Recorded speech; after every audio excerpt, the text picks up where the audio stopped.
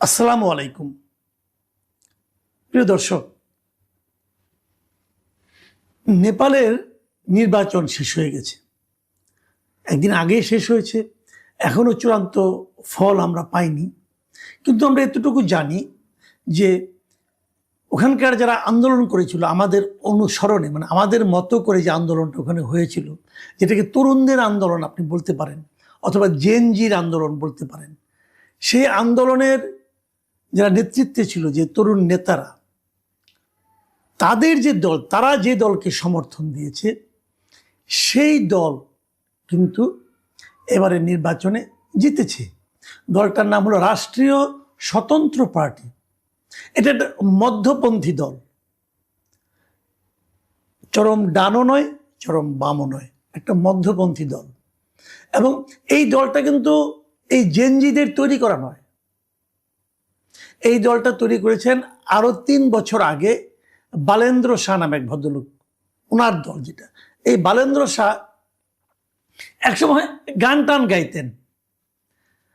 হ্যাঁ, উনি একসময় গান টান গাইতেন, র্যাপ বলা হতো, র্যাপার হিসেবে উনি পরিচিত ছিলেন। এবং উনি কাঠমান্ডুর একসময় মেয়রও ছিলেন। বয়স খুব বেশি না, অনলি 35। এই বালেন্দ্র শাহর যে দলটা, সেই দলকে সাপোর্ট দিয়েছিল জেনজিরা, মানে আন্দোলনে যারা নেতা ছিল, তরুণ নেতা ছিল, তারা।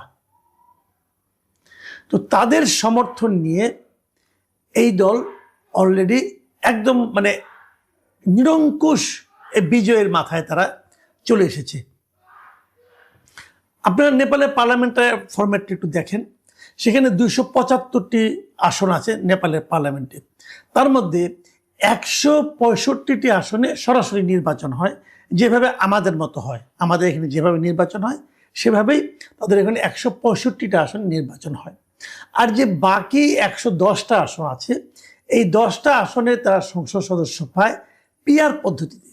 মানে যে দল যত শতাংশ ভোট পায়, সেই দলের ওই 110-এর তত শতাংশ প্রতিনিধি সংসদে থাকে। এই সব মিলিয়ে 275টি আসন। এবং সেই আসনে এরই মধ্যে যতটুকু দেখা যাচ্ছে যে এই রাষ্ট্রীয় স্বতন্ত্র পার্টি যেটা আছে, তারা 165-র মধ্যে 120টার মতো আসন তারা পেয়ে যাবে। এর চেয়ে বেশি হতে পারে, এর চেয়ে কমবে না।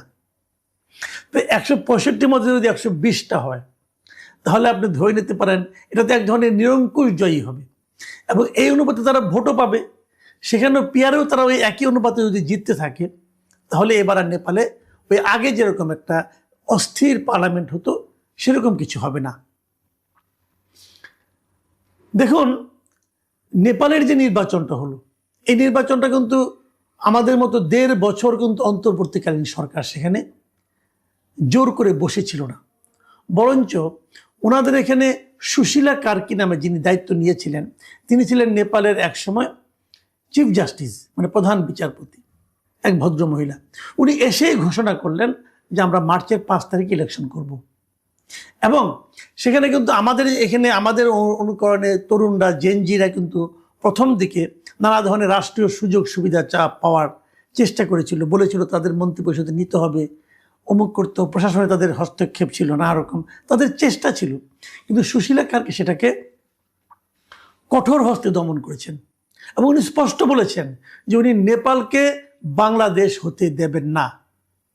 মানে বাংলাদেশে যেটা হচ্ছিল, এই পোলাপান, বাচ্চা বাচ্চা পোলাপানকে এটা মন্ত্রী বানায় দেওয়া এবং মন্ত্রিত্ব পায়ে তারা ধরাকে সরাজ্ঞান করা, লুটপাট, একদম মানে ভয়ঙ্কর অবস্থা, নানা ধরনের স্ক্যান্ডাল তৈরি করা, এই সুযোগটা সুশীলা কার্কি শুরু থেকেই দেননি। এবং উনি এটাকে কঠোর হতে দমন করেছিলেন যে না, এটা আমি করতে দেব না। ইলেকশন করো, ইলেকশন করে জিতে আসো। ওখানেও কিন্তু দাবি উঠেছিল যে এই যে ওনাদের যে সাবেক যে প্রধানমন্ত্রী ছিল কেপি ওলি, তার দলকে, তাদেরকে নিষিদ্ধ করার। সুশীলা কার্কি বলেছেন না, নিষিদ্ধ করলে জনগণ করবে, আসো তোমরা ইলেকশনে আসো। কেপি ওলি কিন্তু ইলেকশন করেছেন, ভেরি ইন্টারেস্টিং। এবং কেপি ওলি যেখান থেকে ইলেকশন করেছেন, এই যে ওদের যে বালেন্দ্র শাহ, উনি কিন্তু সমস্ত প্রথা ভেঙে, মানে ওই জায়গায় সে কখন সীমান্তবর্তী একটা এলাকা, তার সেই আসনটার নাম হলো ঝাপা 5, ওইখানে কেপি ওলি নিজের আসন। এই ভদ্রলোক অনেক পুরনো পলিটিশিয়ান, 74 বছর বয়স, সেই অলির আসনে যে কিন্তু বালেন্দ্র দাঁড়িয়েছেন। এই যে চ্যালেঞ্জ দেওয়ার যে মানসিকতাটা, এটা কিন্তু বালেন্দ্র, এবং সেখানে বালেন্দ্র জি জিতেছেন, অনেক ভোটের ব্যবধানে উনি জিতেছেন। তাহলে কি হলো? বাইপাস করে ক্ষমতা নেওয়া নয়, কারো অনুগ্রহে ক্ষমতা নেওয়া নয়, কারো অনুগ্রহে নিজেকে ক্ষমতাবান হিসাবে প্রতিষ্ঠিত করার চেষ্টা নয়, ক্ষমতাবান হয়েই লুটপাটে ব্যস্ত হয়ে পড়া নয়, বরঞ্চ তারা ক্ষমতায় যাওয়া, ক্ষমতায় টিকে থাকা এবং চ্যালেঞ্জ করা, প্রত্যেকটা ক্ষেত্রে তারা জনগণের উপর, জনরায়ের উপর নির্ভর করেছেন। যে কথাটা শুরু থেকে আমি বলছিলাম যে আওয়ামী লীগকে আপনারা, আওয়ামী লীগ, ছাত্রলীগ, যে কোনো সংগঠন হোক, এদেরকে আপনি প্রশাসনিক আদেশে, নির্বাহী আদেশে আপনারা নিষিদ্ধ করেন না, জনগণের কাছে ছেড়ে দেন। কেপি ওলি কিন্তু 2 দিন আগেও বলেছিল যে উনি জিতবেন, ওনার দল জিতবে। জনগণ দেখিয়ে দিয়েছে আপনি একসময় জনপ্রিয় ছিলেন, এখন আর নেই। জনগণ তাদের প্রত্যাখ্যান করেছে। আমরা ওই জায়গায় ভরসা রাখতে পারিনি। আমরা দেখানোর চেষ্টা করেছি যে না, আমরাই সব ঠিক করে দেব।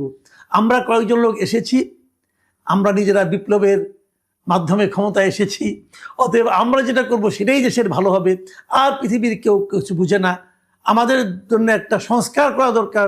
সেই সংস্কারের জন্য আমরা বিদেশ থেকে কিছু লোকজনকে নিয়ে আসছি, খুবই মিডিওকর টাইপের কিছু লোককে বিদেশ থেকে আইনা তাদেরকে চাপিয়ে দেওয়া হয়েছে যে এরা এখন আমাদেরকে দেশ কিভাবে চলবে, একটা নির্বাচিত সরকার কিভাবে চলবে, এটা ওই আলী রিয়াজ, মনির হায়দারের মতো কিছু লোক এসে ঠিক করে দিবে। তারা এখানে এসে সংবিধান সংস্কার করে, তারা এখানে নির্বাচন পদ্ধতি সংস্কার করে, কত কিছু যে তারা করে। লাভটা কি হলো? লাভটা কি হলো? জনরায়, সেটাই সবচেয়ে গুরুত্বপূর্ণ। সেই জনরায়ের উপর তারা নির্ভর করতে পারে নাই বইলা, ওইটা যারা হুবহু চেয়েছে তারা কিন্তু নির্বাচনে জিততে পারেনি। আমাদের এখানেও পারেনি, ওখানেও পারেনি। পার্থক্যটা বুঝতে হবে। ওদের জেনজিরা পারলো, আমাদের জেনজিরা পারলো না কেন? একটাই কারণ, আমাদের জেনজিরা গড্ডালিকা প্রবাহে গা ভাসিয়ে তড়িৎ বেগে নিজস্ব ব্যক্তিগত কিছু সুযোগ সুবিধা নেওয়ার চেষ্টা করেছিল। একজন রাজা মহারাজা হয়ে গিয়েছিল। তারা বদলি করতো, ডিসিকে বদলি করতো টাকার বিনিময়ে। এই ডিসিকে এখান থেকে ওখানে পাঠাও, ওইখান থেকে সেখানে পাঠাও, কত টাকা দেবা বলো, নিলাম তুলে তারা একজন লোকে যার ইচ্ছা তাকে একজনকে মেয়র বানিয়ে দেয়, আরেকজনকে আদালত বলছে তাকে মেয়র শপথ দাও, না তাকে শপথ নিতে দেব না। এই সমস্ত মাস্তানি। রেজাল্ট কি? রেজাল্ট হলো 300 আসনের মধ্যে 6 আসন পাওয়া। নেপালের জেনজিরা কিন্তু কোনো পলিটিক্যাল পার্টি গঠন করেনি, এখানে পলিটিক্যাল পার্টি গঠন করেছে। পলিটিক্যাল পার্টি গঠনের জন্য নেপালের অন্তর্বর্তীকালীন সরকার যিনি প্রধান ছিলেন তিনি জেনজিকে প্ররোচিত করেননি। আর আমাদের এখানে অন্তর্বর্তীকালীন সরকার উনি জেনজিকে প্ররোচিত করেছেন যে তোমরা একটা পার্টি করো।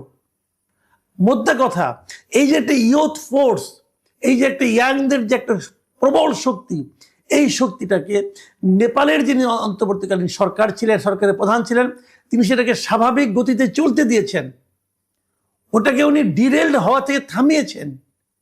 আর আমাদের এখানে ডক্টর ইউনূস এদেরকে নষ্ট করার জন্য নিজে উদ্যোগ নিয়েছেন এবং নষ্ট করে দেখিয়ে দিয়েছেন যে ইয়াংদেরকে, তরুণদেরকে কিভাবে নষ্ট করা যায়। এবং জাস্ট এমন নষ্ট করেছেন যে আগামীতে আমাদের এখানে আরেকটা তরুণদের আন্দোলন করতে কিন্তু কঠিন হবে, সাধারণ মানুষ এদেরকে আর বিশ্বাস করবে না। এই পুরো অপকর্মটা নিজের দায়িত্ব নিয়ে ডক্টর ইউনূস করেছেন, সুকৌশলে করেছেন।